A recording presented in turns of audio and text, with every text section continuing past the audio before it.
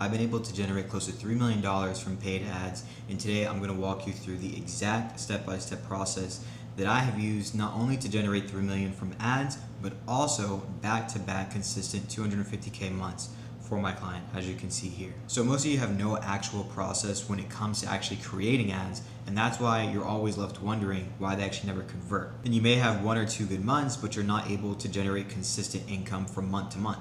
And that was literally me when I first started running ads, as you can see here. And then also just obviously showing this here, over $450,000 actually spent just on this one ad account. But yeah, like I said, that was me when I first started running ads. I had no idea that to actually scale, you needed to have a repeatable system that you could follow to create winning ads, and that's basically what this whole entire video is going to be going over. Okay, so how do you actually create winning ads? So you always want to have your North Star be the message to market congruency. So the ICP needs to recognize themselves in the ads, the webinar, literally everything, and they need to receive one continuous promise throughout the whole entire process from ad to purchase. So the first thing you want to look at is obviously the ICP. So define who the message is for before writing literally anything. If you don't know who you're writing to, how are you going to know how to write to them? So you need to look at their specific dreams, their desires, their specific goals, their pain points. Why do they want to do this now? And what is actually going to trigger them to make that decision to buy, to get that help? So you need to have all of this locked down, and you can even see here, get the actual specifics. Take time doing this research because it's really going to enhance the quality of the actual ads that you script. So once you actually have the ICP down, you then want to build 5 to 10 very distinct angles, still targeting that same audience, but targeting different pain points, different dreams, different goals, different whys, different triggers. So let's say, for example, you have someone who is looking to get their fitness in shape, looking to get in shape, right? There's so many people who are looking to get in shape, right? So first you have to lock down, who do you actually want? Do you want to help, busy entrepreneurs? Do you want to help busy moms? Do you want to help kids just fresh out of college? So many people you can help, right? That's how you target your ICP. But then let's say that you're targeting people who are busy professionals, right? You want to target different angles that those busy professionals struggle with. So a pain angle, for example, for a busy professional looking to get in shape is that, oh, I'm so busy doing work, I don't have time. So that could be an angle that you test out. If we continue with the time angle, focused on the dream aspect though, we can talk about, how to lose 10 pounds in X amount of time without having to throw all of your life's work away and, work 50 hours in the gym, whatever it is, right? And that's just one angle as far as multiple different angles you can go for that ICP. So we can talk about a pain angle for busy guys wanting to get in shape. What's a pain that they struggle with? What's a dream that they have? What's a goal that they have? How do they identify themselves? What is their why for wanting to get in shape? Do they want to be more, confident going into meetings? Do they want to have, better whatever it is to improve their business life from finance? Why do they want to get in shape? Do they want to feel more confident with relationships, whatever it is? And then what actually triggers them to buy? What is making them say, yes, okay, I am ready to buy? These are all just various different types of angles you can test out for that ICP to see what is actually going to make them take the action to opt into the Webby, to come to the class, to buy what your product is, and to actually take initiative to get the work done. So once you have all those locked down, you can test out 5 to 10 different angles. And obviously I'm spending a bit more time on this because it's very important, the angles that you are testing.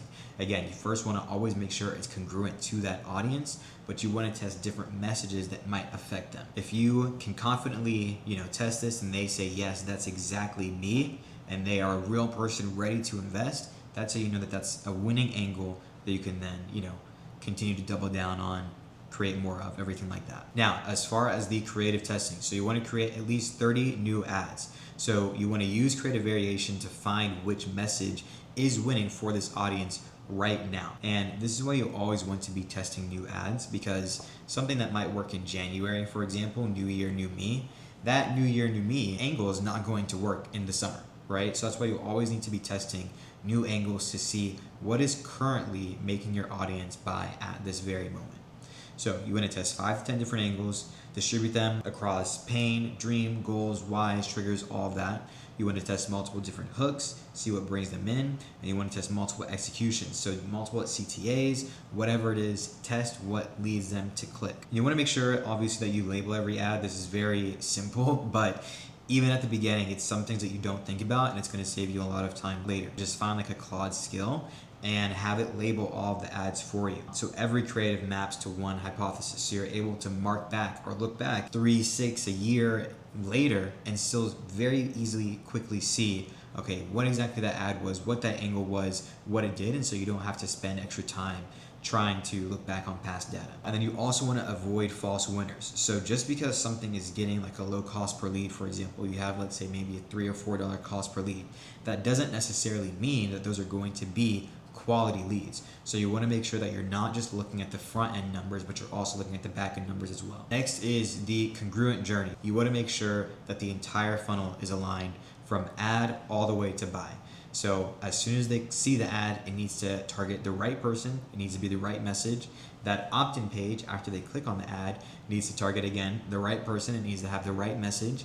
After they opt in, all of the emails, the SMS, the reminder, it needs to target the right person, and it needs to be the right message.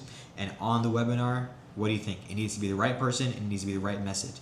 Literally every single thing has to line up, because if not, let's say they opt into the ad, but then the emails are talking about something completely left field that the ad and opt-in page did not talk about. Why would they show up to the class? Because now they're saying, okay, well, wait, this maybe not is really about me or for me if all of these emails reminding me to show up doesn't have anything to do about who I am and what I'm looking for. Same thing with the opt-in. If the ad is very congruent to that person, but the opt-in isn't, they're not going to show up. And same thing with the webinar. If the webinar doesn't match everything from here, they're not going to actually buy. So everything has to be congruent. Same person, same promise, same emotional thread. Literally nothing can be different. So number 5 is the full funnel proof. So front end and back end together. Like I said, do not just look at front end numbers. Do not just look at back end numbers. You need to look at the entire funnel as a whole and see what actual numbers it's converting for you, okay? So front end signals, ad response. Does it speak to them and get them to actually click? Does it generate opt-ins efficiently? Like I said, is it a low cost per lead, high cost per lead, but are they actually quality lead? That's very important. Opt-in and show up. Does that align with the emails and SMS to actually make them want to show up? And then here are some back-end signals as well. So the actual cost per call. Does it create qualified next steps? Are these people actually booking a call? Are they actually buying? The buy rate. Does this attention on the webinar convert them to want to book a call by whatever the next step on your webinar is? And profitability, obviously the most important.